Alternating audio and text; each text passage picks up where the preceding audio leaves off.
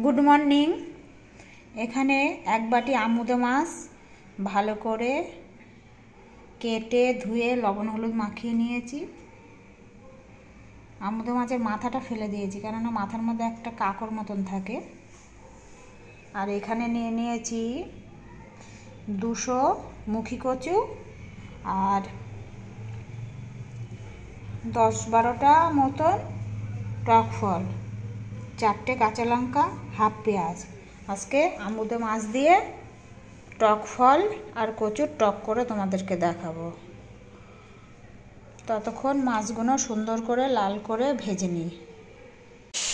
এবার দেখো, টক ফলের থেকে খোসাগুলো ছাড়িয়ে নিয়েছি, এই খোসাগুলো ছাড়িয়ে নিয়েছি আর এই দানা ফেলে দিয়েছি। আর এই দানাগুলো শুকনো হয়ে গেছে, এইগুলো রেখে দেবো। আবার 8 বছর শীতের আগে লাগাবো, আবার টক ফল পাবো। আর এই দানা ফেলে দিয়েছি, এইগুলো কাঁচা দানা, এইগুলো থেকে দানা রাখা যাবে না, ওটা ফেলে দেবো আর এটা রেখে দেবো। আর এই খোসাগুলো ছাড়িয়ে নিয়েছি, এই খোসাগুলো দিয়েই আজকে টকটা করব।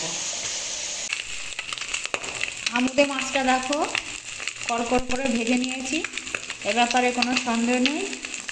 টকের মধ্যে দিলেও মাছটা ভেঙে বা গলে যাবে না, একদম কড়কড় করে ভেজে নিয়েছি। এবার এইগুলো আমি তুলে নেব। এই তেলের মধ্যে এবার পেঁয়াজ দিয়ে দিলাম, পেঁয়াজটা লাল লাল করে ভেজে নিয়ে এইবার এর মধ্যে দিয়ে দেব কাঁচা লঙ্কা আর কচু, দিয়ে একটু লাল করে ভেজে নেব। তারপরে এর সঙ্গে দেব লবণ হলুদ আর জিরের গুঁড়ো, তাছাড়া অন্য কোনো আর মশলা দেবো না। ততক্ষণ লালটা করে ভেজে নিই। এই লবণ হলুদ জিরের গুঁড়ো আর 2টো তেজপাতা দিয়ে দিয়েছি। এবার একটু ভালো করে ভেজে নিই। লাল করে ভেজে নিয়েছি, এবার এর মধ্যে আমি জল দিয়ে দিচ্ছি। এইবার চাপা দিয়ে দেব কচুটা সিদ্ধ হওয়ার জন্যে। এখনই টক ফলটা আমি দিইনি, তার কারণ এখনই যদি টক দিয়ে দিই তাহলে কচু সিদ্ধ হবে না। কচু যখন সিদ্ধ হয়ে যাবে তখন টক ফলের খোসাগুলো আর এই আমাদি মাছ ওর মধ্যে দিয়ে দেবো। এবার আমি এটা ভালো করে ঢাকা দিয়ে রাখি।